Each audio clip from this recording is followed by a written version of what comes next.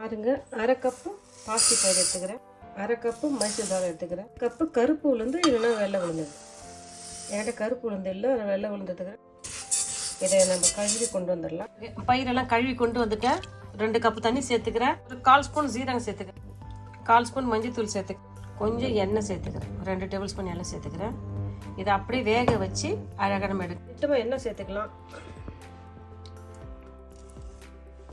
கடுகு தாளிச்சு ஜீரகம், 4 காஞ்ச மிளகாய் சேர்த்து, கருவேப்பிலை சேர்த்துக்கிறேன், பொடியை நறுக்குன்னு பூண்டு கொஞ்சம் சேர்த்துக்கிறேன், நறுக்குன்னு ஒரு பெரிய சேர்த்து வெங்காயம் சேர்த்துக்கிறேன்.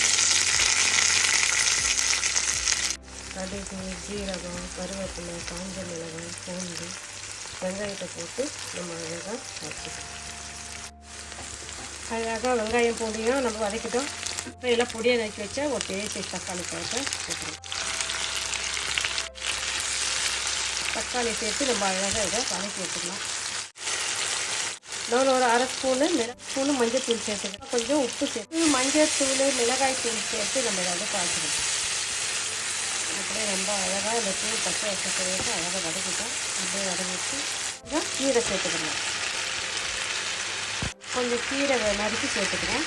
இந்த கீரை என்ன கீரைன்னா, இது வந்து வெள்ளைக்கீரைன்னு சொல்லுவாங்க. நீட்டாக இருக்கும், காம்போடு இருக்கும். காம்போடு நறுக்கி நான் சேர்த்துக்கிறேன். இது பெண்களுக்கு ரொம்ப நல்லது.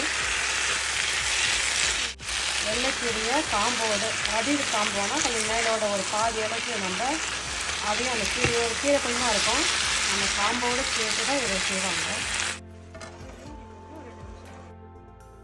2 நிமிஷம் போட்டு நம்ம இந்த கீரையை அழகாக இந்த தக்காளி வெங்காயத்தில் போட்டு ரொம்ப அழகாக வேக வச்சுக்கோம். இந்த கீரையை மாதத்தில் 1 நாள் எடுத்தால் கூட பெண்களுக்கு ரொம்ப நல்ல செஞ்சுட்டோம். 50 கிராம் பாசி பயிறு, 50 கிராம் மைசூர் தால், 50 கிராம் உளுந்து. கருப்பு உளுந்தான், கருப்பு உளுந்தை சேர்த்துக்கலாம், ரொம்ப நல்லாயிருக்கும். என்கிட்ட கருப்பு உளுந்து இல்லை, அதனால் வெள்ளை உளுந்து சேர்த்துக்கிறேன். கருப்பு உளுந்து சேர்த்துங்க. இந்த பயிரெல்லாம் சேர்த்து எல்லாமே 50 கிராம் 150 கிராம் நல்லா அழகாக வேக வச்சுட்டேன். அதை நம்ம இதில் சேர்த்துக்கலாம். வேக வச்ச பயிரெல்லாம் சேர்த்து நல்லா கலந்துக்கலாம். தண்ணியெல்லாம் ஆட் பண்ண தேவையில்லை, இதுக்கு புளியெல்லாம் வேணாம். நம்ம அதுக்கப்புறம் ஒரு பழுத்து தக்காளி பழம் சேர்த்துட்டோம். அந்த தக்காளி பழம் டேஸ்ட்டே இதுக்கு போதும். பாருங்கள் எல்லாம் சூப்பராக இருக்குது. உளுந்து ரொம்ப இடுப்புக்கு நல்லது. இந்த வெள்ளைக்கீரை வந்து நம்மளுக்கு பெண்களுக்கு ரொம்ப நல்லது. இது சும்மா இது கூட 1 டேபிள் ஸ்பூனுக்கு நெய் சேர்த்துக்கலாம், அவ்வளோதான், முடிஞ்சிச்சு.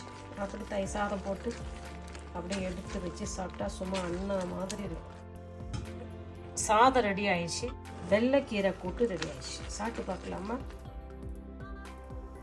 பாருங்க, என்ன சூப்பரான சுவையான அழகான ஆரோக்கியமான நம்ம வெள்ளைக்கீரை கூட்டு செஞ்சுட்டு பாருங்க.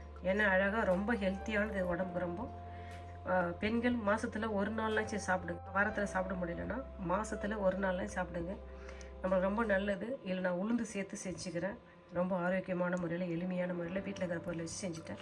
நான் நினைக்கிறேன் இந்த வீடியோ ரொம்ப உங்களுக்கு யூஸ்ஃபுல்லாக இருக்கும்னு நினைக்கிறேன். நீங்களே இதே மெத்தடில் செஞ்சு பார்த்துட்டு நான் செஞ்சேன் இந்த வெள்ளைக்கீரை கூட்டு எப்படின்னு சொல்லுங்கப்பா. இந்த வீடியோ பிடிச்சிருந்தால் லைக் பண்ணுங்கள், உங்கள் ஃப்ரெண்ட்ஸுக்கும் ஃபேமிலி தெரிஞ்சவங்க சொல்லி சப்ஸ்கிரைப் பண்ண சொல்லுங்கள். உங்கள் ஒவ்வொருத்தருக்கு மூலியமாக எனக்கு ஒரு 10 சப்ஸ்கிரைபர் கிடச்சா ரொம்ப யூஸ்ஃபுல்லாக இருக்கும். எனக்கு ஹெல்ப் பண்ணுங்கப்பா. இந்தாங்க சாப்பிட்டு சொல்லுங்கள்.